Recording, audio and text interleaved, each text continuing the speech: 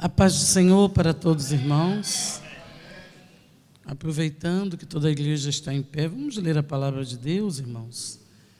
No versículo onde está o tema da vossa festa, 50 aninhos.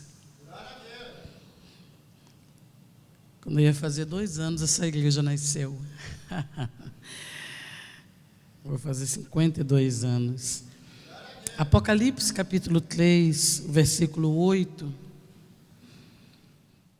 diz assim: Eu sei as tuas obras, eis que diante de ti pus uma porta aberta, e ninguém a pode fechar.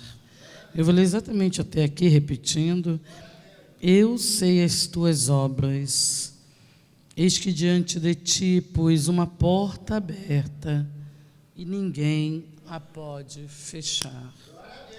Amém, irmãos, podeis assentar. Eu agradeço a Deus pelo privilégio de estar aqui nesta igreja, agradecendo a Deus pela vida de cada irmão, de cada irmã, pela vida do pastor Joelson, da sua família, desse ministério. É sempre uma honra estar aqui convosco, cultuando com esta igreja. Eu não sei porque vocês só cantam um hino, deveriam cantar sem parar. Eu amo ouvir vocês cantarem, eu amo ouvir vocês ministrarem louvores. É muito bom estar aqui e eu agradeço a Deus pelo privilégio de voltar a esta casa com meu esposo, com a minha filha. As 2 últimas vezes que eu estava aqui, eu estava num momento de muita aflição. Eu estive aqui em setembro, na festa passada, e depois eu estive aqui em outubro. E aquele dia em outubro que eu estive aqui, algumas pessoas, vocês sabem, vocês oram direto pelo meu esposo. Estava difícil demais aquele dia. Vocês sabem que meu esposo estava muito inchado, estava com 3 trombos, diagnosticado com uma tromboembolia pulmonar. Ele assentado no culto ali, muita dor. Foi um dia de muita angústia. A última vez que eu estive aqui, foi uma noite de muita angústia. Eu pensava, irmão, sinceramente, que meu esposo não passaria daquela semana, não. Eu confesso de coração, estava muito difícil. Tudo bom, irmã Kátia? Estava muito difícil, mas essa igreja tem orado por nós, orou por nós, Quando foi em março desse ano, o hospital ligou, meu esposo passou por uma cirurgia, e eu tenho uma foto, de quando nós saímos ali de Teresópolis, que tanta coisa aconteceu, no meio desse deserto todo, desse vale todo. A gente saiu daqui em outubro, quando foi em janeiro a gente se mudou para Teresópolis, nós agora estamos morando em Teresópolis. Meu marido doente, meu esposo estava cometido pela trombose. E quando foi em março que o hospital ligou, para ele poder operar, eu tirei uma foto quando a gente estava saindo de Teresópolis. Meu esposo é bonito, irmãos. Mas eu tirei uma foto do meu esposo com um rosto assim. Às vezes meu esposo dirigindo a gente, indo para a igreja ministrar, eu achava que eu nunca mais fosse ver o rosto do meu marido normal. Tinha dia que estava muito inchado mesmo, Foram 3 trombos nessa região, então essa região aqui estava volumosa demais. E a gente foi para o hospital, internamos ele ali no Pedro Ernesto, e os médicos assim não tinham expectativa nenhuma com a cirurgia, nenhuma mesmo. Ele iria operar, nós internamos ele na quinta, quando foi na segunda-feira a equipe médica se juntou para ver de que forma fariam a cirurgia no meu esposo, que talvez muitos aqui não saibam. Ele, no momento, é insuficiente renal crônico, ele passa pelo processo de hemodiálise 3 vezes na semana, e num quadro de tromboembolia pulmonar desde setembro, era março. Né? Foi dia 25 de setembro que foi diagnosticado a tromboembolia pulmonar, e já estávamos em março, ele dialisando com esse quadro de trombo, passou por internação, alguns aqui sabem, acompanharam, e os médicos se juntaram para ver como fariam a cirurgia, e a igreja estava orando, né? Eu sei que essa igreja ora por nós, intercede por nós, e marcaram a cirurgia para quarta-feira, e eu cheguei lá cedo, né, para poder, antes da cirurgia, para poder conversar, para ver como é que seria a cirurgia. Meu esposo deitado, muito inchado. Aí veio a doutora, queria operá-lo. Falei, eu queria saber como é que vai ser a cirurgia. A doutora desse jeito, irmãos, meu marido deitado. Quando ela acabou de falar, a maca chegou para o meu marido ir para o centro cirúrgico. Ela falou assim, olha, o caso do seu marido é muito crônico, é muito sério. Nós vamos fazer a cirurgia, mas a gente não tem expectativa nenhuma. A gente não dá garantia nenhuma. A gente não sabe o que vai dar. O quadro dele não é fácil. A gente vai tentar... Aí falou lá o que ia tentar, entrar por aqui, pela veia da virilha, pela veia aqui, pela veia da... Como é o nome? Da fístula, que tem uma fístula por onde ele dialisa. Ela falou assim, olha, mas a gente não garante nada. As chances dessa cirurgia dar em alguma coisa são muito poucas, são quase que nulas. Desse jeito, sim. E ela falou bem desanimada assim, meu esposo assim ouvindo, eu ouvindo. Mas a última palavra nunca é do médico, né, irmãos? A última palavra é sempre do Senhor. Né? E meu esposo, arrumei meu esposo, né? Preparei ele para ir para a cirurgia, colocaram na maca e foi para a sala de cirurgia. Ó, irmãos, eu não sei se eu já confidenciei aqui que desde os 15 anos que eu tenho um distúrbio no sono. Eu já tenho dificuldade de dormir de madrugada. Imagina dormir de dia. Quem não dorme de madrugada de dia é que não dorme mesmo.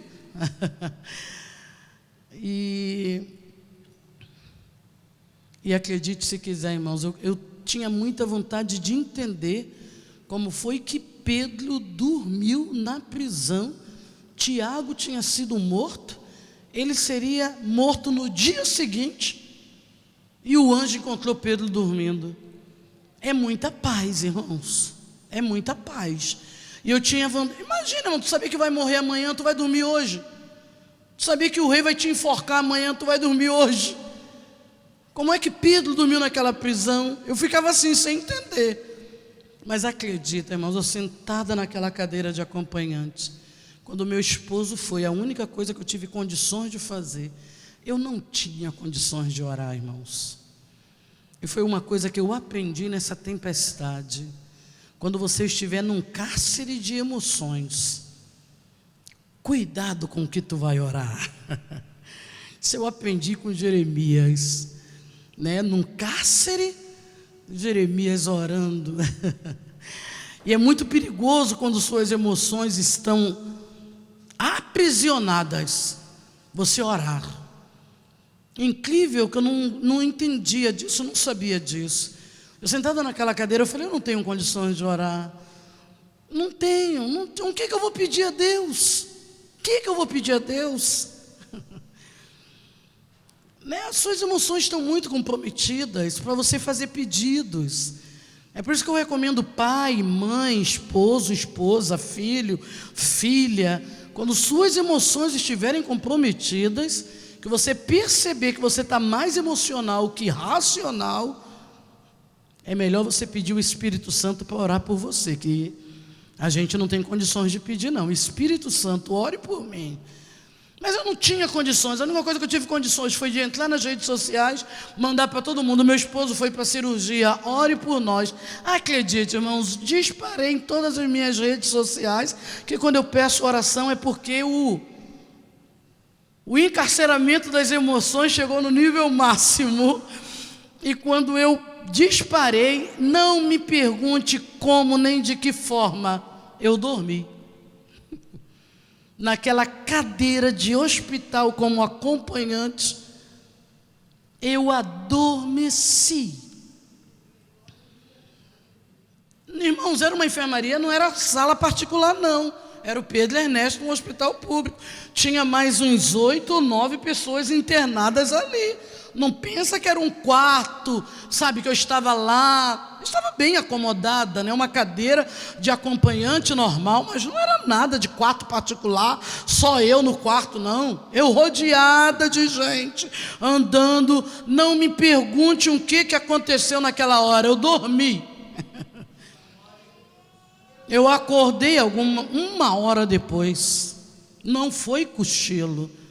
Eu acho que foi aquele sono de Pedro mesmo, que tu vê que o sono de Pedro estava tão pesado que o anjo teve que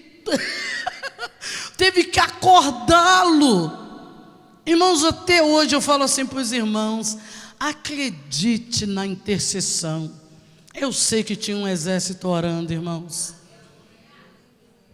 Acordei, eu tinha uma conhecida que estava no centro cirúrgico. Acordei e falei: eu não acredito que eu dormi. Aí mandei uma mensagem para ela: como que estão as coisas aí? Ela falou assim: a cirurgia já acabou, ele está aqui no centro cirúrgico, daqui a pouco ele vai para a enfermaria. Irmãos, acreditem, meu esposo saiu de casa, saiu para a cirurgia com um rosto quase 4 vezes maior que o tamanho normal, essa região aqui, ó. Meu esposo voltou da cirurgia com esse rosto. Chegou no quarto, 10 minutos depois chega a doutora. Aí a doutora chegou assim, ó: a cirurgia foi um sucesso. Falei: é mesmo, doutora? Isso era quarta-feira. Sexta-feira, estávamos de passagem comprada que eu ia ministrar em Goiânia. Eu, meu esposo e minha filha. E meu esposo estava com trombo quando eu falei: amor, eu tenho uma agenda para Goiânia. Eu mando o teu nome para o pastor comprar passagem. Ele falou: manda. E você sabe que viagem de avião já é complicada, imagina com caso de trombo, embolia pulmonar. Porque tive uma outra viagem que ele falou assim: não manda não, vai tu e Thalita. Aí eu fico. Foi para Anicuns. E essa ele falou assim: não, compra, eu vou. Aí foi quando veio a cirurgia na quarta-feira, Jorge internado, e sexta-feira eu tinha que viajar para Goiânia para pegar. E eu mandei lá para Goiânia também para o pastor fica orando aí, meu esposo está internado, vai passar. A igreja lá também estava toda orando, todo mundo orando. E eu dormindo. Mas Deus é muito maravilhoso. A doutora chegou e falou assim: olha só, a cirurgia foi um sucesso, seu esposo vai ter uma outra qualidade de vida. Ela falou: a gente não esperava o sucesso que foi. Ela falou: e amanhã cedo, que era quinta-feira, eu vou dar alta para ele vai para casa. Eu falei: é mesmo, doutora? Ela: amanhã. Aí ela muito empolgada, alegre demais, uma doutora nova com a cirurgia, ela foi para a salinha. Quando ela foi, meu esposo, né, chegou, já estava lanchando. Eu falei assim: amor, que nós estávamos ali no Pedro Ernesto e teríamos que ir para Teresópolis. Eu falei assim: amor, eu vou pedir a Ezequias para poder levar a gente para Teresópolis, dirigindo, né? Ezequias é meu genro. Aí ele falou assim: não, amor, pode deixar, eu vou dirigindo. Eu falei assim: não, amor, não pode não. Falei: tu operou? Ele: não, pode sim. A primeira coisa que eu perguntei à doutora é se eu podia dirigir, e ela falou que eu posso. Irmãos, eu apavorada. Aí eu não acreditei não. Aí eu fui na salinha e perguntei à doutora: doutora Flávia, eu moro em Teresópolis, eu e meu esposo. Ele falou que a senhora autorizou ele ir dirigindo.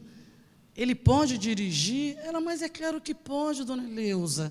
vai ser até melhor para ele fazer essa movimentação. Aí falou que tinha eu não sei não falar essas coisas não, meu nome não, foi colocado aqui, que estava muito bem encaixado no tórax dele, e que essa movimentação era necessária, era preciso, que ele podia dirigir à vontade, sem problema. Irmãos, quando ela falou isso era quinta-feira que ele teria alta. Aí eu fui mais ousada. Falei assim, doutora Flávia, ele pode viajar de avião sexta-feira para Goiânia? Ela falou, mas é claro que pode, dona Eleusa. Vai viajar com seu esposo, vá viver, dona Eleusa. E acredita, irmãos, sexta-feira estava eu, meu esposo e minha filha no aeroporto indo para Goiânia, e eu sei que a oração dos irmãos, naquele dia que ele estava com muita dor, vocês oraram, ungiram, choraram conosco.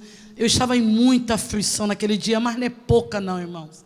Aquele dia foi difícil, muito difícil. Mas eu vim aqui dizer que o Senhor é bom. Uma fortaleza no dia da angústia, e conhece os que nele confiam. Gratidão a Deus por essa igreja, por esse pastor, por esse ministério. Continuem nos ajudando em oração, né? Eu sei que o meu esposo já é um milagre, né? Nós não estamos em busca de milagre. Eu sei que o meu esposo já é um milagre, e eu sou grata a Deus pelos milagres que Ele tem feito na nossa vida e na nossa casa. Vocês estão fazendo 50 aninhos, né? Como o pastor falou, se o Senhor não voltar, 50 anos de existência. E escolheram um tema, irmãos, que eu falo assim, é um tema lindo, mas eu falo que a internet me trouxe 2 problemas como pregadora. Primeiro, o que é a internet? Entre muitas bênçãos que ela traz, ela me trouxe 2 problemas sérios. Primeiro, a internet mostra que eu repito roupa, né, para pregar. E segundo, a internet mostra que eu repito pregação. Então, né, é muito complicado isso. As pessoas vêm pregar e falam assim, meu Deus, eu vi essa irmã pregar isso em outra igreja. Mas, gente, eu cheguei aqui, a primeira coisa que eu pedi ao pastor Joelson, pede os jovens para cantar aquele hino que eu vim aqui. Acho que a primeira vez que eu vim aqui que os jovens cantaram esse hino. E eu não sei como é que ele lembrou, que eu não lembrava, eu sabia que era um hino bonito, mas eu queria ouvir de novo, sabe? E cantam lindo demais, o seu amor dura para sempre, né? Isso é para sempre. Não pediu. Gente, era esse o hino que eu queria ouvir. Para mim foi, porque não deu tempo, eu não lembrava o hino, não deu tempo dele ver qual era. Eu tinha quase que certeza que ele tinha pedido. Que Espírito Santo lindo que está aqui. Foi o primeiro hino que eu ouvi vocês cantarem quando eu estive aqui.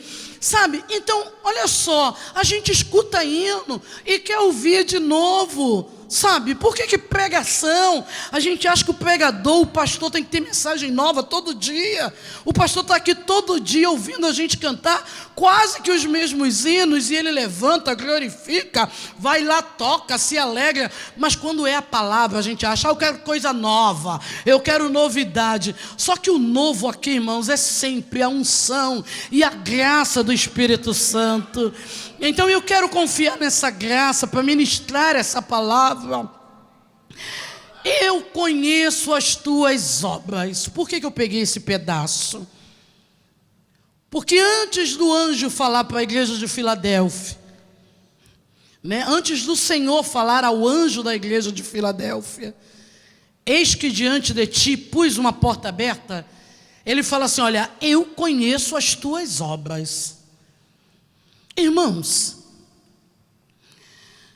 eu sei que eu já vim pregar aqui outras vezes, e às vezes eu tenho uma palavra assim meio pesada, né? Eu não sei nem por que vocês me chamam, que eu me acho meio pesado para pregar. Às vezes eu queria pregar assim, sabe, de forma abençoadora, mas às vezes a minha mensagem é bem exortativa. Mas o Senhor trouxe esse tema porque o Senhor quer te presentear nessa festa. Eu sei que essa porta pode ser a porta dessa igreja, mas eu sei que essa porta, no instante que ela tem sentido figurado, né, ela me permite abençoar a sua vida com essa palavra profética. Quando o Senhor fala, eis que diante de ti pus uma porta aberta, Ele antes fala assim, olha, eu conheço as tuas obras. Irmãos, eu li um livro do Max Lucado, e eu gosto de me ater a essa fala, quando eu vou explicar esse versículo. Max Lucado usa Salmo capítulo 139, quando o salmista Davi diz, lá no Salmo 139, que antes que nós nascêssemos, o Senhor tinha todos os nossos dias escritos. Nós estávamos ainda sendo entretecidos no ventre, e o Senhor já tinha todos os nossos dias escritos, quando nenhum deles ainda havia. E o Max Lucado pega esse versículo para ele dizer o seguinte, quando você foi gerado, quando você foi entretecido no ventre de sua mãe, Deus já escrevia a sua história, Ele já tinha a sua história escrita. E o Max Lucado parte desse princípio para dizer que quando nós nascemos, a gente já nasce com uma mochila de utilidades nas costas. Digamos, eu vou falar o meu caso. Eu acho que quando eu fui entretecida no ventre da minha mãe, eu acho que quando Deus escreveu a minha história e quando eu nasci, na minha mochila vieram algumas ferramentas. E veio caneta, veio caderno, veio livro, eu acho que veio microfone. Mas teve algumas coisas que eu acho que não vieram na minha mochila. Agulha, linha, botão, escumadeira, concha. Eu acho que tem algumas coisas que não vieram na minha mochila. Quando o Senhor fala assim, olha, eu sei as tuas obras, Ele está falando assim, olha, eu sei qual é a tua habilidade, eu sei qual é a tua aptidão, eu sei o que eu estou te mandando, o que tem dentro da tua mochila. Porque o que mata a gente, sabe o que é, irmãos? A gente não olha para o que o Senhor nos confiou, a gente olha para a mochila do outro.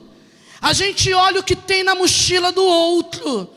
Quando o escritor aos Hebreus diz, né, não nos embaraçando com os pecados, né, deste mundo, mas corramos para a carreira que nos está proposta.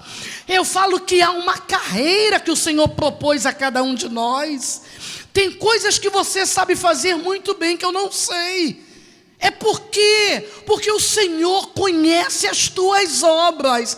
E quando Ele fala, eis que diante de ti pus uma porta aberta, Ele está falando, eu vou abrir porta de acordo com a tua aptidão, eu vou abrir porta de acordo com a tua mochila. Não adianta você ficar esmurrando em portas se você não tem habilidade para aquilo.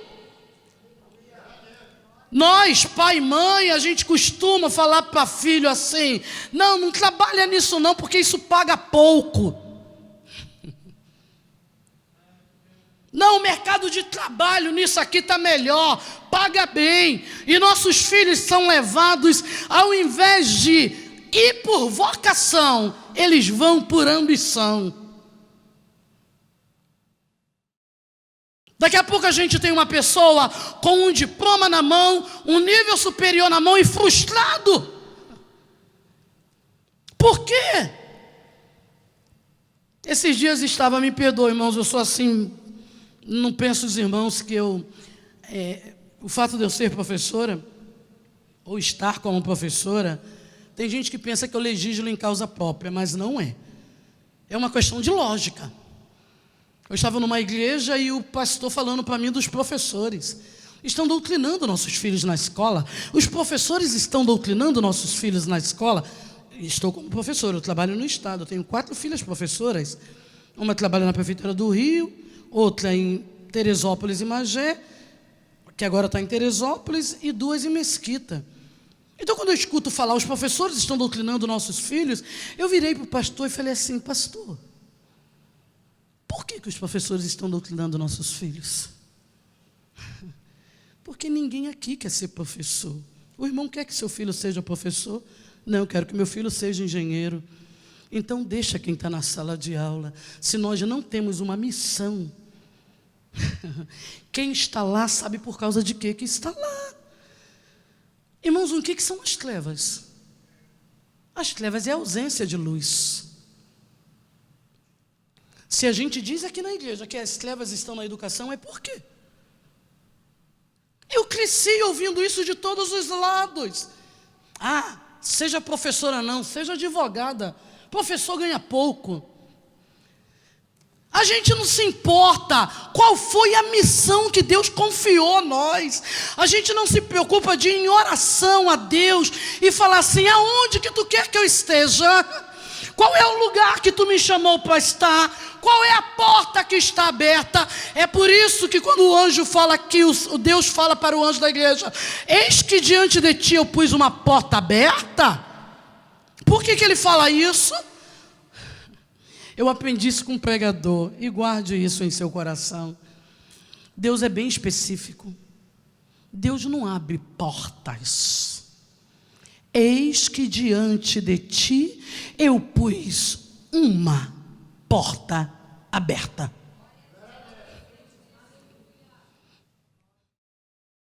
Vê se você entende. Ele não vai abrir. Eis que diante de ti eu vou abrir uma porta. Não! Eis que diante de ti eu pus. A porta está aberta. Diante de ti. Mas sabe qual é o nosso problema, irmãos? A gente está tentando entrar pela janela aqui do lado. Não é isso que eu quero. Esse não é o meu sonho. Eu nunca sonhei com isso. A porta está aqui.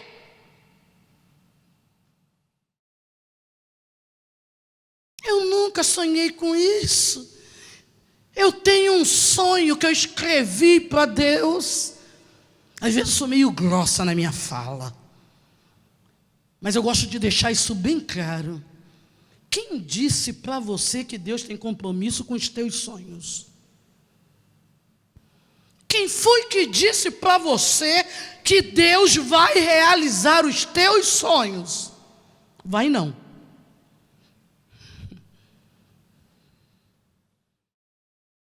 Ô irmã Eleusa, Deus realizou os sonhos de José. Vamos entender. Olha como é que a gente faz. Qual foi o sonho de José?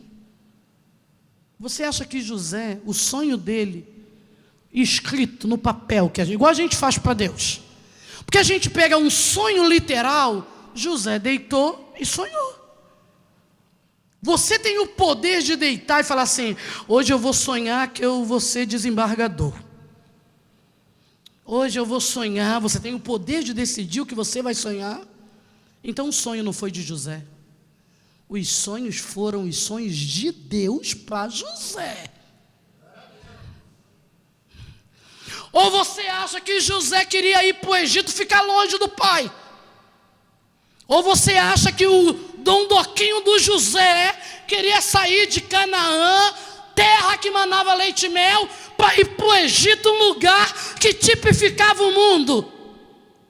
Tu acha que esse era o sonho de José? O papai que guardava, o papaizinho que protegia, o papaizinho que dava capa diferenciada, o dondoquinho de Jacó. Você acha que o sonho dele foi aquilo que estava escrito?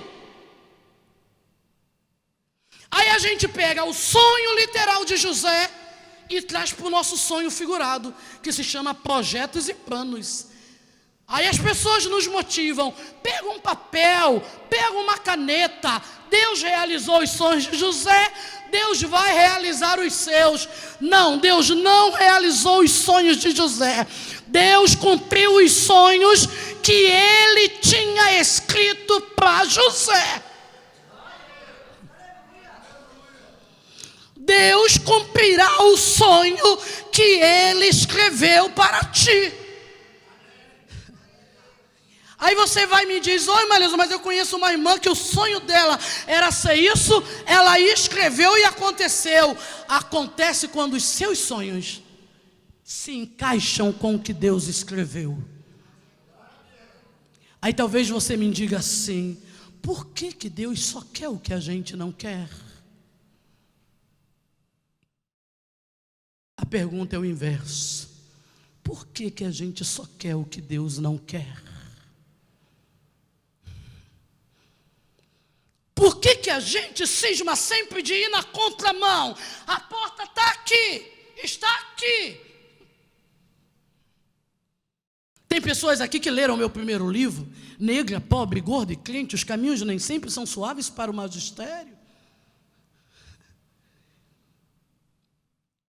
Eu estava numa casa, no Parque São José, em Belford Roxo, com 4 filhas pequenas.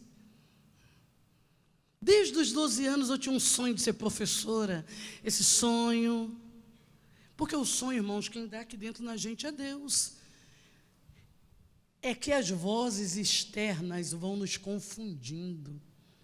Porque se você parar para ouvir essa voz aqui, já viu o Salmo 46? Há um rio cujas correntes alegram a cidade de Deus. A cidade de Deus é eu e você, irmãos. O santuário da morada do Altíssimo. Deus está no meio dela.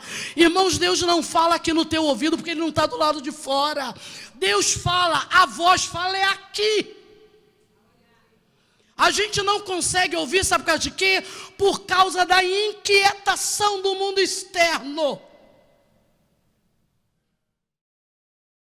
É o mundo externo. É por isso que antes desse versículo o salmista fala: aquietai-vos. Enquanto você não se aquietar, você não vai conseguir essa voz, porque ela fala. Eu tenho certeza que fala, irmãos. Quando Ele fala, eu conheço as tuas obras, é porque Ele partilha conosco o que Ele quer. O negócio é a nossa vaidade, ou a ambição, ou as vozes externas que vão nos desviando dessa porta que está aberta. E quer que eu te diga? O pregador que me ensinou isso, Deus é específico, Deus é preciso. Eu coloquei diante de ti uma porta. Uma. Aí Ele fala assim: olha, a porta diante de mim, né? Tem uma porta aberta aqui. Se eu obedecer e passar por essa porta, aí Ele abre outra. Lá dentro. Passei. Ele vai abrindo outra. Mas entenda, se você não passar pela porta que Ele está colocando diante de ti, você vai passar a tua vida pedindo a Deus para abrir porta, pedindo a Deus para mudar cativeiro, pedindo a Deus para mudar história, pedindo a Deus para mudar sentenças familiares. Porque, irmãos, eu estava ministrando ontem e repito hoje: você pode ofertar, fazer voto, pagar promessa, subir monte, fazer campanha, mas nada disso adianta se não houver obediência. Se você não entender que há uma voz que te guia. Cansei de passar por porta, pastor, das pessoas falarem: Eleuso está fazendo um bico ali, é biscate. Não, é uma porta. É um quebra-galho. Não é quebra-galho, não, é uma porta. Sabe qual é o nosso problema, irmãos? É que a gente despreza os pequenos sinais de Deus. A gente não dá atenção à nuvem do tamanho da mão de um homem. Por isso que a gente não obedece, por isso que a gente não atende, por isso que a gente não passa pela porta. E a vergonha que eu vou sentir de passar por essa porta e as pessoas falarem: ué, você não é formada, está trabalhando nisso, por quê? Porque foi a porta que estava aberta, eu passei. Mas a gente não tem essa coragem. A vaidade, a preocupação com o mundo externo, com o que os outros vão dizer. Me lembro até hoje, irmãos, Eu fazendo faculdade de letras, português, francês, o meu marido doente, que meu esposo começou com problema de enfermidade quando ele entrou nos 40 anos. Ele está com 57, vamos dizer que tem uns 17 a 18 anos, meu esposo nesse vento de enfermidade. Foi a primeira vez que meu esposo adoeceu, meu esposo doente. Eu mandei currículo, irmão, estava fazendo faculdade de letras na UERJ. Eu mandei currículo para 200 lugares. Eu mandei para escolas longe e para escolas perto de mim, ali na Baixada, onde eu morava. Nenhum me respondeu. Coloquei no correio, quem pagou foi papai, que eu não tinha dinheiro.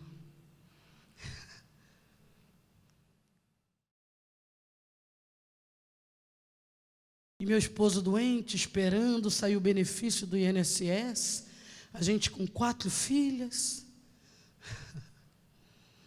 Oh, Espírito Santo, aleluia. Irmãos, tem coisa na tua vida que se você não obedecer, não adianta. Irmãos, eu posso falar aqui 1000 vezes o pastor falar, mas experiências com Cristo, elas são vividas. Eu fui à fábrica de uma colega, ela tinha uma fábrica de roupas, ela tinha lojas e tinha confecção.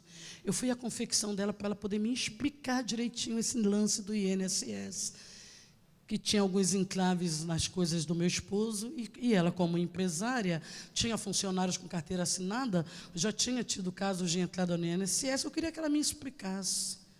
Eu fui lá. Eu estou sentada aqui, conversando com ela. E uma arara aqui cheio de brusas. Irmãos, eu sou filha de vendedora, a mamãe vendeu muita roupa para criar a gente. Mas eu nunca consegui vender nada. Quando eu falar para os irmãos que é nada, é nada. Mamãe uma vez me deu uma coxa para eu vender no trabalho quando eu era solteira. Eu paguei a coxa, mamãe até hoje não sabe que eu não vendi. Guardei no armário da empresa. Aqui, mamãe, uma menina lá comprou. Irmãos, me fale se tem como a minha mente pensar um negócio desse. Eu queria que você soubesse o que é essa voz. Eu queria que você entendesse como é que Deus fala contigo. Deus fala conosco, irmãos, do jeito que Ele falou para Moisés, dizer para Faraó, eu sou, eu. Deus fala conosco na primeira pessoa, irmãos.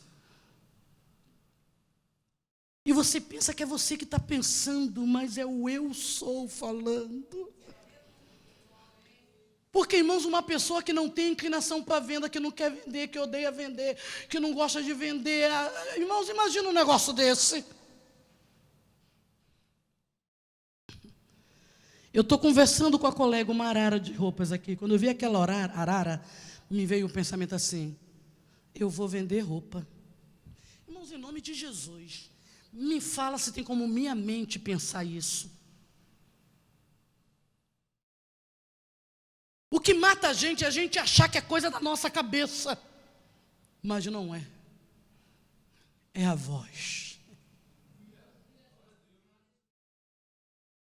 Quando eu vi assim, eu cheguei a me arrepiar. Eu falei, Deus me livre. Vender roupa. E estou conversando com ela. Currículo espalhado em tudo quanto é lugar. Porque o que eu queria era ser professora.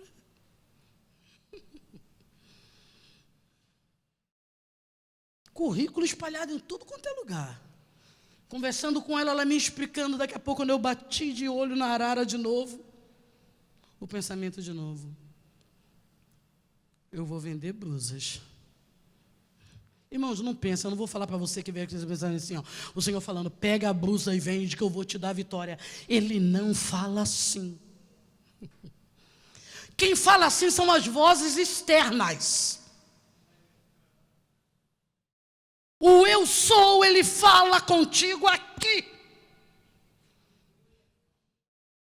Tem um hino que eu gosto muito assim, olha. Somos um, eu e Deus somos um. Eu queria que você entendesse isso, que quando ele nasceu em ti, ele se fez um contigo.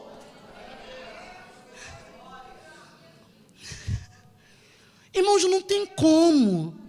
Você precisa entender. Eu me lembro até hoje, quando eu recebi um dinheiro na igreja. Foi umas apostilas que eu vendi. Minhas filhas pequenas, fui dar uma palestra numa igreja, eu fazia apostila, vendia cada apostila R$2. Aí dei a palestra, a irmã chegou na igreja, foi lá na Santa Ceia, uma irmã muito querida, e me deu aquele dinheiro das apostilas que tinha vendido. E eu me lembro que eu estendi a roupa das minhas filhas orando. Eu lavava a roupa orando. E eu estendendo a roupa das minhas filhas. E eu falando, Senhor, está chegando o verão. Minhas filhas só estão com roupa de frio. E eu me lembro que era a Keila. A sandália da Keila arrebentou. Eu não sei se todas as mulheres são assim igual eu era. As crianças tinham a roupa de terça-feira do culto, as roupas de quinta-feira e as de domingo. Não é a mesma roupa que a gente ia para a igreja. Então, no domingo, era aquele sapatinho social, com aquela meinha, com aquelas bolinhas balançando na meinha, roupa social. Mas terças e quintas, dia de semana, elas iam com uma sandalinha solta. E aquela só estava com sapato e meia. As outras tinham sandália. E eu falando, Senhor, eu preciso comprar uma sandália para Keila. Quando a irmã me deu o dinheiro das apostilas, eu já sabia o destino. Falei, eu vou tirar o dízimo e vou comprar a sandalinha da Keila. Peguei aquele envelope e guardei. Irmãos, é como se hoje fosse R$30. Como se fosse isso na época. No máximo R$40, R$50 hoje. Falei, eu tiro o dízimo e o troco eu compro a sandália da Keila. Peguei o dinheiro, o envelope, coloquei dentro da bolsa, da Bíblia. E está o culto de Santa Ceia correndo. Daqui a pouco eu olho para uma irmã assim, a voz. Eu vou dar esse dinheiro para aquela irmã. Irmãos, em nome de Jesus, me responde. Tem como a minha mente pensar um negócio desse? Irmãos, em nome de Jesus, tem como ser um pensamento meu? Eu sabendo as minhas necessidades. É que na hora que a gente conta, a gente fala, irmãos, aí a voz do Senhor falou assim, pega esse dinheiro e dá para aquela irmã. Não foi assim que a voz disse. Eu tenho certeza, se você atentar para o que eu estou falando, você vai entender que você não escuta a voz nenhuma falar, pega e dá. Você olha e vem o desejo de você dar.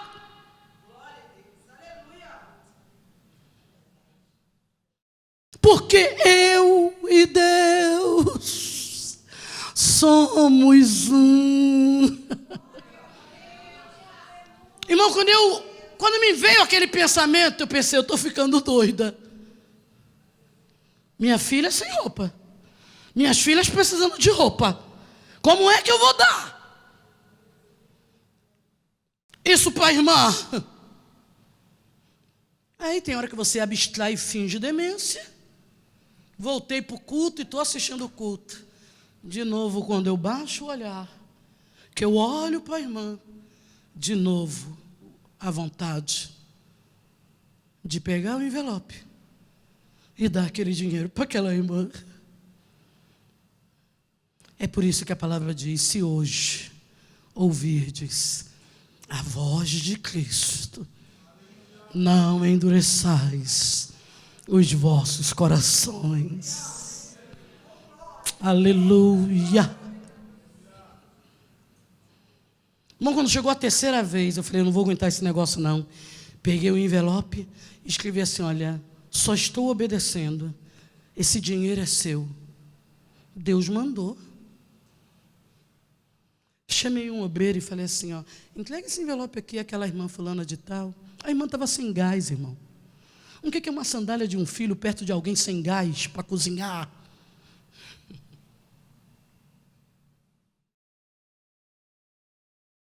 Acabou o culto, ela veio me abraçar chorando.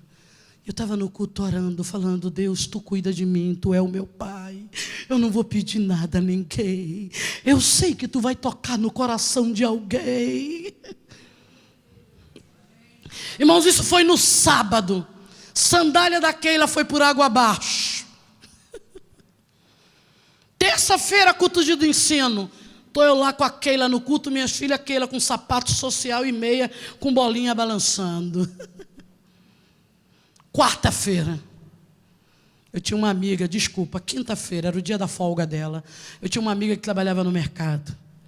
E às vezes no dia da folga dela eu ia vê-la. Quinta-feira eu cheguei na casa dessa amiga. Quando eu cheguei, ela estava saindo. Eu falei assim, poxa, eu vim te ver. Ela, não, eu estou indo em Caxias rapidinho. Só que eu tinha intimidade com ela, ela me dava a chave da casa dela, eu ficava na casa dela esperando ela voltar.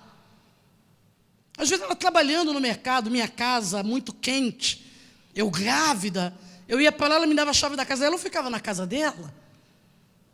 Até que o sol declinasse e eu pudesse voltar para casa, era assim que a gente vivia. Ela falou assim, eu estou indo em Caxias rapidinho. Eu falei, então tu vai, que eu vou entrar e vou ficar te esperando tu voltar. Irmão, gordo quando não está sentado, está encostado. Eu tenho pavor de ficar andando à toa. Em Caxias, em qualquer lugar, em qualquer centro, shopping. Tem gente que anda, fica vendo loja sem dinheiro, sem eles, sem beira, só quer ver. Eu não gosto, eu não tenho paciência para isso. Se eu for, já sei o que eu vou comprar, vou na loja, compro e venho embora. Mas eu tenho uma filha que ela fica andando assim, entra até nas lojas e experimenta a roupa sem ter nada para comprar. Aí ela falou assim, eu estou indo em Caxias, vamos lá comigo. Eu falei assim, não, vou não, vai, que eu vou sentar aqui quando tu voltar. Ela, Leusa, é rapidinho, um cheque meu voltou, e eu preciso ir lá conversar com o gerente. Vamos comigo rapidinho. Minhas filhas eram pequenas, irmãos, tem tempo isso. Vamos comigo rapidinho. Eu só vou resolver esse problema do cheque e volto para casa. Eu falei, olhei nos olhos dela e falei assim, tu tem certeza que é só isso que tu vai fazer em Caxias? Ela, eu tenho. Eu falei, então vamos.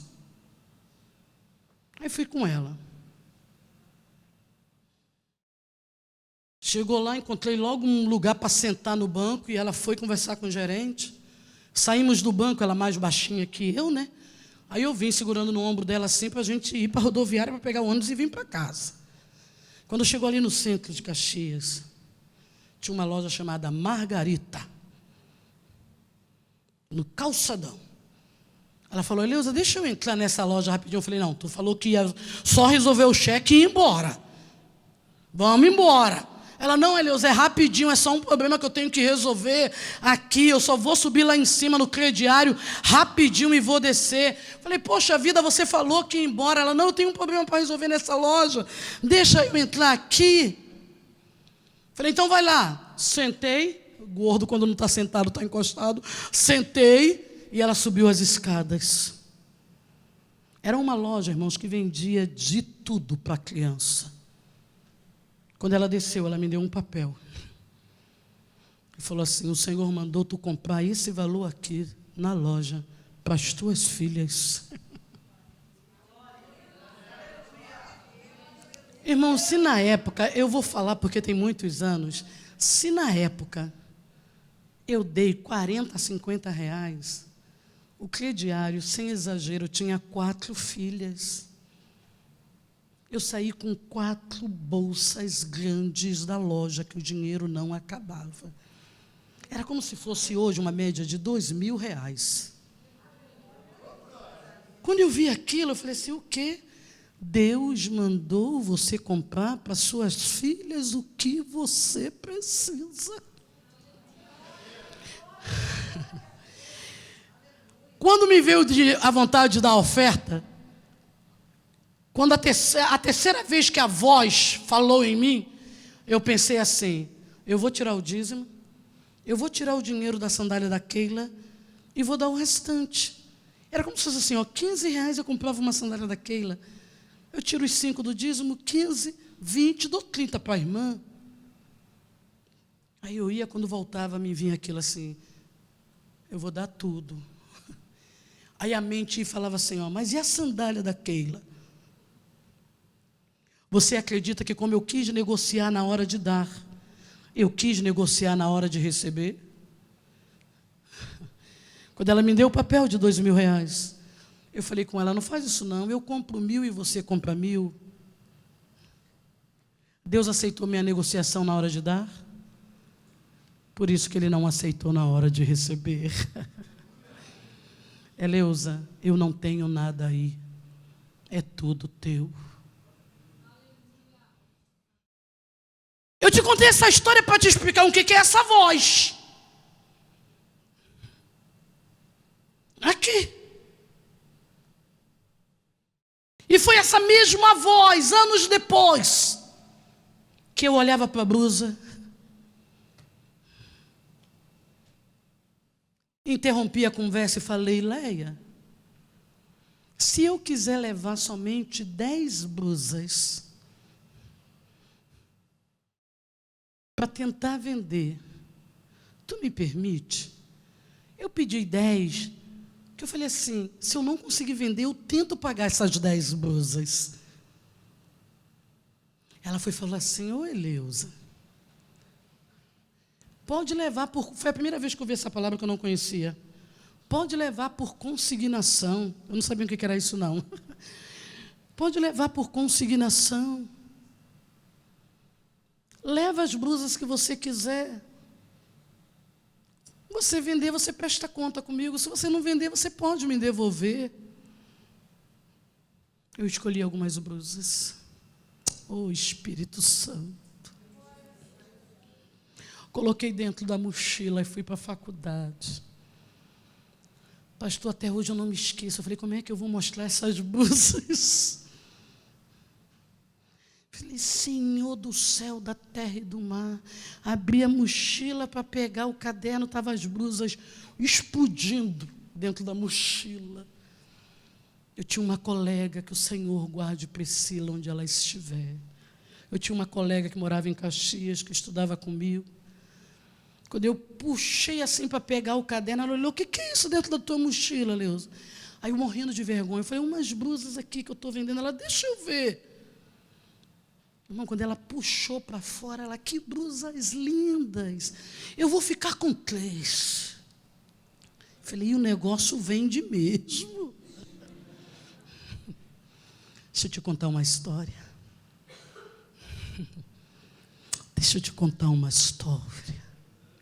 Eu vim aqui te dizer para você não desprezar a nuvem do tamanho da mão de um homem.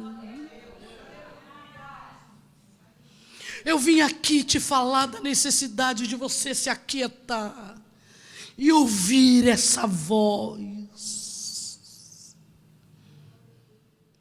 Porque eu sei que Deus tem história para mudar aqui nesta igreja.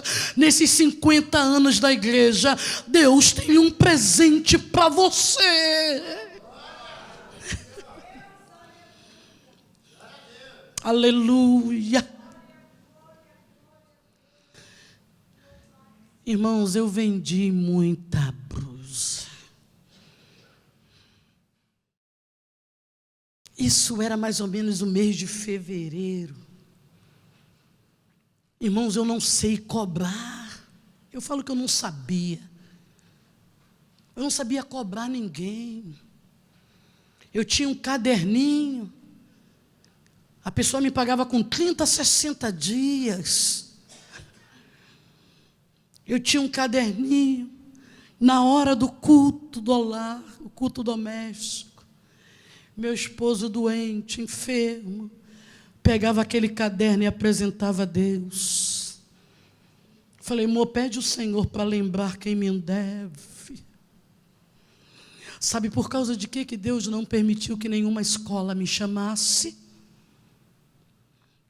Apesar de eu amar ser professora, e hoje eu sou, Porque enquanto eu não aprendesse a depender de Deus, eu não estaria pronta para exercer o que Ele queria que eu exercesse.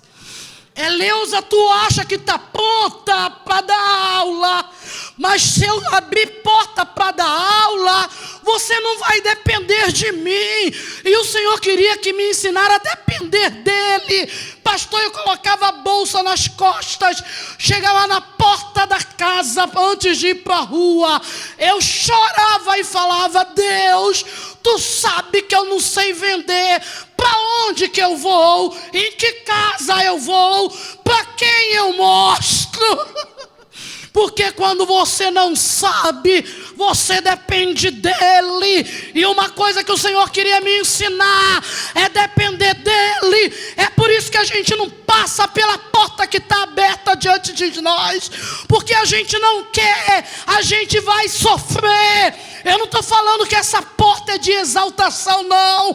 Muitas vezes é a porta da humilhação, mas que aquela porta vai abrir outras, vai. A gente não passa, irmãos, é porque a gente sabe que vai ser sofrimento, que vai ser dependência. E quem é que quer depender? Nós somos absolutos, irmãos. Por isso que a gente fala: não, eu sei fazer isso aqui muito bem, eu vou fazer isso aqui. Passou fevereiro, passou março. Pastor, eu vou falar uma particularidade aqui de mulher. Mulher, você sabe que quando ela compra uma roupa, se ela vê que outra mulher tem aquela mesma roupa, ela encosta, ela não vai mais naquele lugar com aquela roupa, porque a outra mulher tem igual. Mas, irmãos, acredita, na igreja que eu congregava, uma mulher comprava uma blusa, a outra chegava e falava assim: Eleusa, está vendendo blusa? Estou. Deixa eu ver aí. Quando eu mostrava: Eleusa, eu quero daquela ali, ó. Eu me lembro que teve uma Santa Ceia, pastor, que tinha assim umas 10 mulheres com a mesma blusa. Ninguém via nada. Ninguém, irmãos, eu falo para você que quando Deus manda, Ele garante. Era todo mundo com o mesmo modelo de blusa, algumas com a mesma cor. E eu acho que se fosse nos dias de hoje, elas iam fazer selfie e mostrar eu bombando aqui com a blusa que a Eleusa está vendendo. E não pensa que eu era pregadora, que eu era ministra, que eu era escritora. Sabe o que eu era? Mãe de 4 filhas pequenas, morando no Parque São José, em Belfo Roxo, sem trabalhar, estudando a duras penas. Um marido doente que trabalhou muito para sustentar 5 mulheres, vestir e dar de comer, morando numa casa de meia água, com telha, janelas e portas quebradas. Era essa a Eleusa.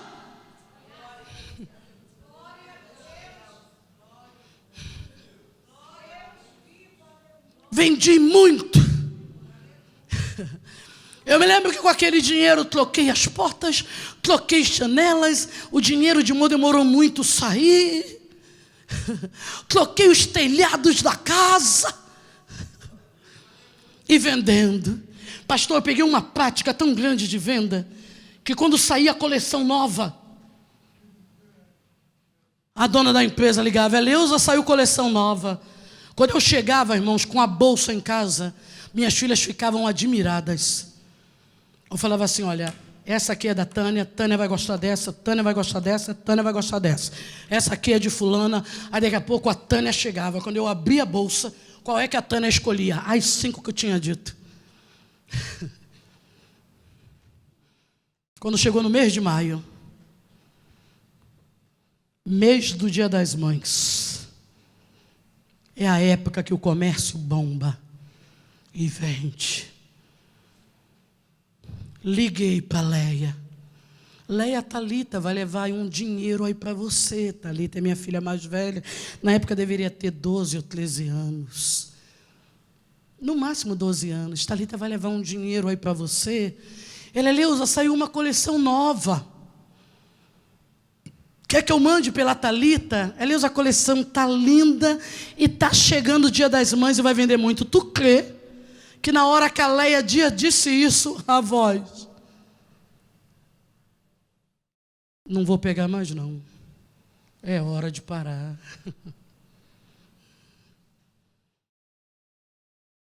Eu vou repetir para você. Eu estava vendendo muito. Eu te pergunto, tem como a minha mente mandar eu parar? Não tem que ser uma outra voz que não é minha. Quando a voz veio, abstraí, fingi demência. Falei assim, tá bom, Leia, pode mandar por ela sim.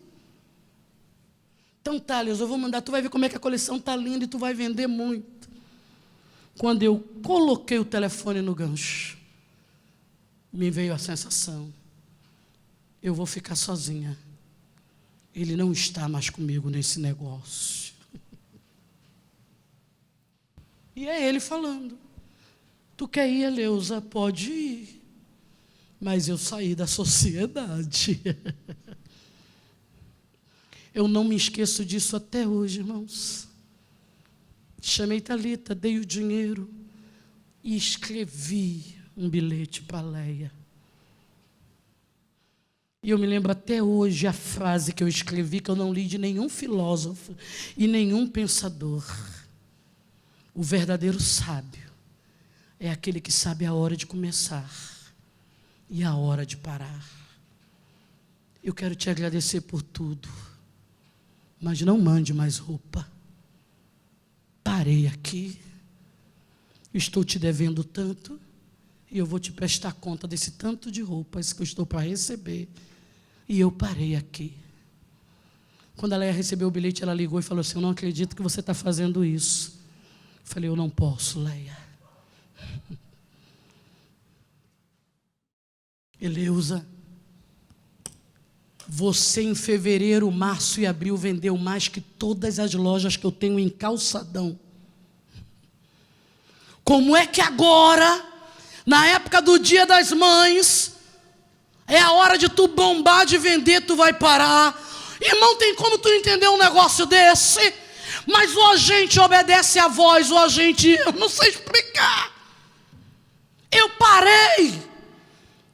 Mas qual foi o aprendizado que o Senhor me deu? Quem leu meu livro Negra, Pobre, Gorda e Crente sabe a dificuldade que eu tive para tirar o meu diploma, a dificuldade que eu tive para passar no concurso. Eu perdi um concurso por conta da perseguição na UERJ. Chegou um telegrama e eu não tive vaga. Eleusa, o que você fez esse período todo? Adivinha? Fui gerenciar loja de modas, treinar gerentes para vender. E qual era a roupa? As blusinhas que eu vendia. De quem era a família? Tudo irmãos da Leia. Era uma família que trabalhava vendendo. Cheguei numa casa daquela família e ali o Senhor foi abrindo porta, abrindo portas, abrindo portas. Você deve conhecer o Polo Cidade da Moda, ali na Dutra. Na época foi Rio São Paulo Fashion Day. Peguei aquele polo no chão com os patrões. Eu ia trabalhar, irmãos, era uma portinhola, era uma portinha de uma confecção, e as pessoas falavam, Leusa está fazendo faculdade, está trabalhando para o Samuel, é um bico. Eu falava, não, é uma porta. Deus tem um propósito comigo ali, Ele sabe o que está fazendo. Irmãos, entrei no mundo da administração, do gerenciamento, trabalhei com o mundo da moda, trabalhei treinando pessoas para venda, e até hoje eu fico pensando, onde foi que eu adquiri essa habilidade? No deserto. Deserto é lugar de treinamento. O que você precisa é ouvir essa voz. E até hoje, pastor, você sabe, eu não tenho esse livro em nenhuma loja. Negra, Pobre, Gorda e Crente, colocando a casa em ordem.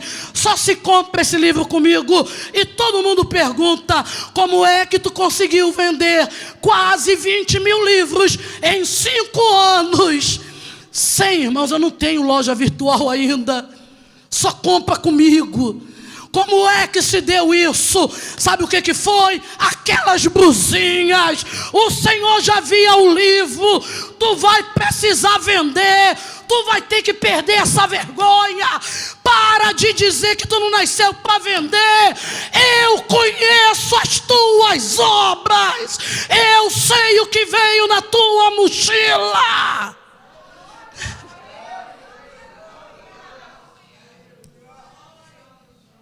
Acredite no Deus que te formou. Acredita no Deus que habilita. Acredita no Deus que capacita. Se Ele está falando, a porta é essa, passa por aqui. Quem leu meu livro sabe, negra, pobre, gordo e crente. Eu queria ser professora de língua portuguesa. A minha primeira opção foi português de literatura. Eu não consegui nota suficiente para passar. A segunda opção foi português e espanhol. Também não consegui nota. Eram 13 opções que a gente preenchia quando prestava o vestibular. E eu coloquei minha terceira opção, português francês. Porque não adiantava. Eleusa, por que não colocou em inglês? Em inglês o edital dizia que tinha que ter pré-requisito, tinha que saber falar.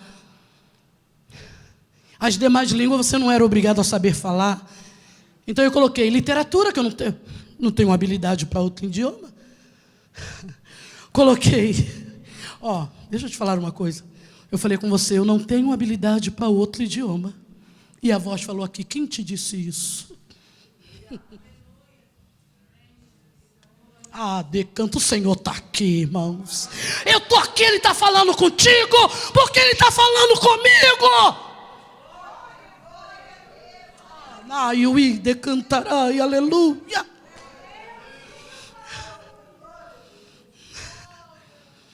Aleluia. Eu coloquei português de literatura. Você percebe que eu tenho a língua presa. Eu tenho um R preso. Eu não passei para a literatura. Coloquei espanhol, que é um pouco mais parecido com português. Não tive nota suficiente para o espanhol. A terceira opção, francês. Francês é um idioma que só tem R, irmãos. O Senhor abriu uma porta para mim, pastor. Exatamente onde era a minha limitação.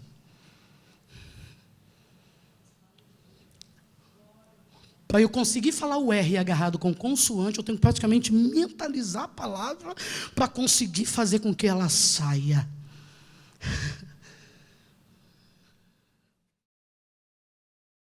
Por que, irmãos, que Deus fez isso? Tem versículo que se eu pudesse eu tirava da Bíblia, mas não posso. Mas eu, Senhor, te levei para o deserto para te humilhar e te deixar ter fome para saber o que ia no teu coração.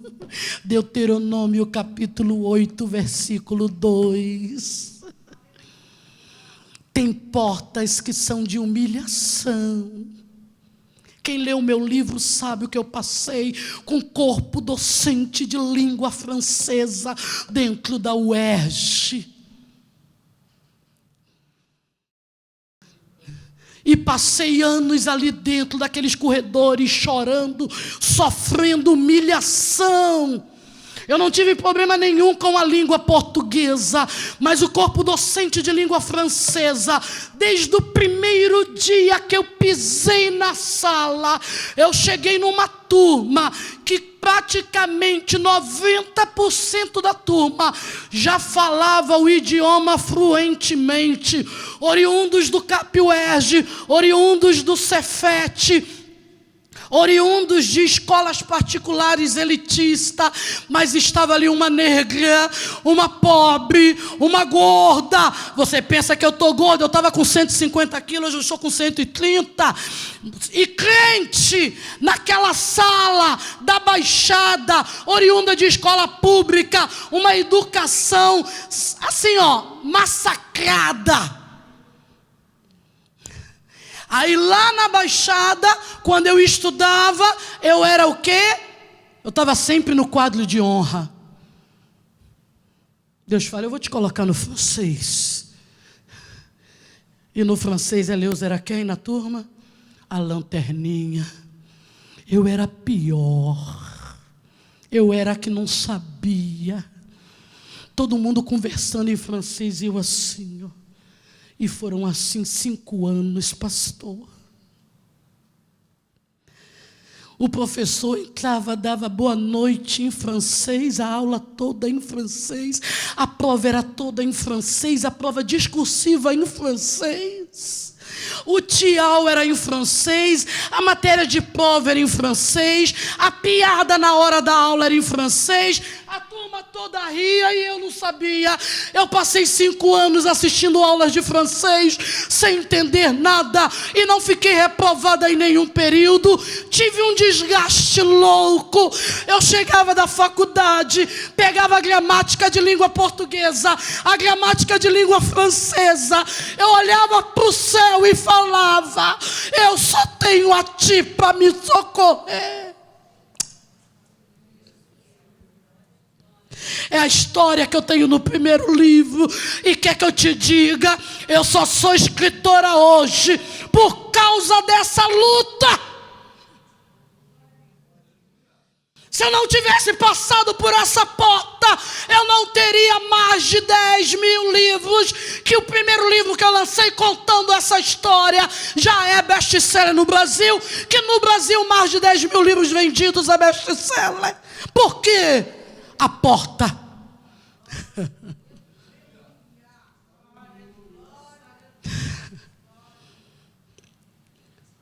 E foi lá que o Senhor abriu.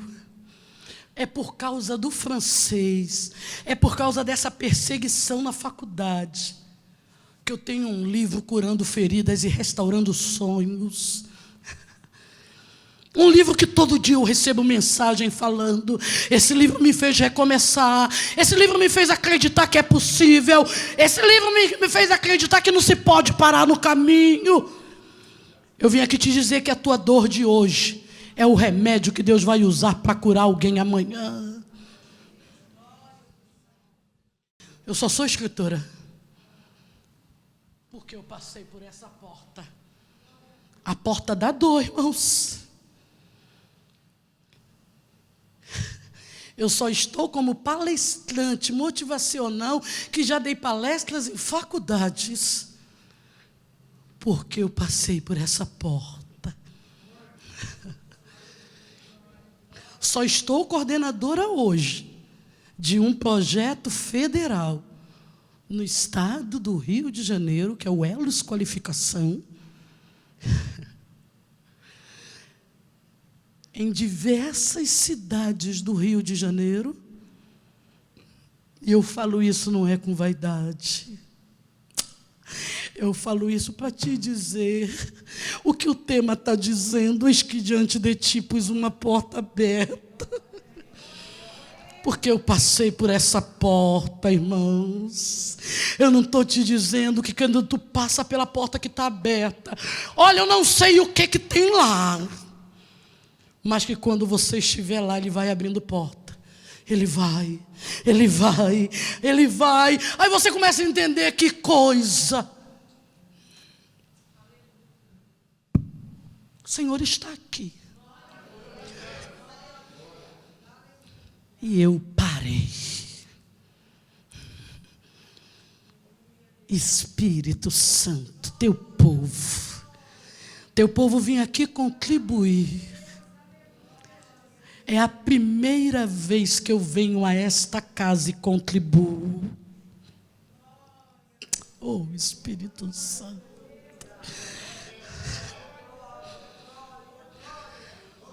Eu nunca participei desse momento aqui nesta igreja. E quando o teu povo vinha contribuir, a tua voz falou: eu vou mudar histórias aqui.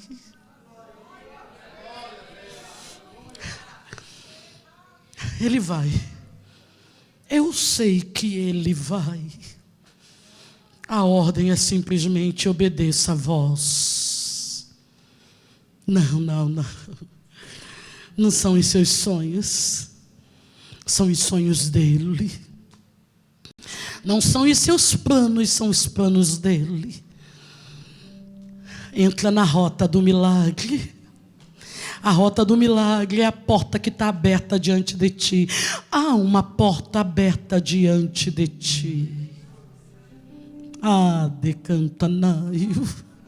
Oh, Espírito Santo de Deus, faça. E eu já te agradeço pelo teu feito aqui neste lugar. Eu já te agradeço. Eu sei que tem pessoas aqui que se lembrarão. Os 50 anos da igreja foi um divisor de águas na minha vida. Eu sei que testemunhos virão, porque eu sou testemunha do Deus que muda histórias. Eu sou testemunha do Deus que faz milagres. Eu sou testemunha do Deus que muda sentenças. Eu e meu esposo já vivemos do cheque cidadão. Eram R$100 para a gente poder fazer compra para alimentar nossas filhas.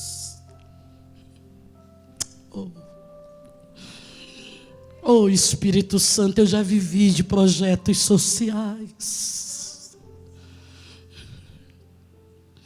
Por isso que eu não ouso abrir a minha boca para falar de projetos sociais. Projetos sociais já mataram a minha fome. Eu sei que tem gente aqui que pensa que acabou, pensa que é o fim, pensa que já está fora do mercado de trabalho. Tu começou a trabalhar na minha vida depois dos 40 anos. Eu pensava que era hora de continuar parada. Lembro-me quando eu fui prestar o vestibular. Tantos rapazes, tantas moças. E eu com meus 150 quilos ali. Eu me lembro que os olhares eram assim, olha, ela veio trazer a filha. Ela veio trazer quem? Não, era tu que estava me levando. Eu não estava levando ninguém. Era a tua mão que estava me conduzindo. Nós ouvimos o pastor falar aqui. Deus decidiu trabalhar conosco. Eleusa, levanta, recomeça, faça que eu estou contigo. Eu faço contigo. Eu não vou fazer sozinho. Foi a palavra que nós ouvimos hoje aqui da boca pastoral. O Senhor decidiu trabalhar conosco. Ele é soberano, Ele é poderoso, Ele pode falar as coisas e acontecer, mas Ele decidiu na soberania dEle. Eu agora trabalho contigo. Tu se levanta, eu me levanto do trono. Tu vai, eu vou. Tu decide passar, a porta já está aberta, eu passo contigo, eu garanto, a minha graça te basta, eu garanto, eu te habilito, eu te capacito, eu quebro o arco, eu corto a lança, eu queimo os carros no fogo.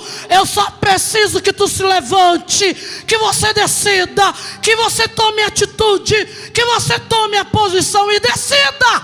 Aleluia.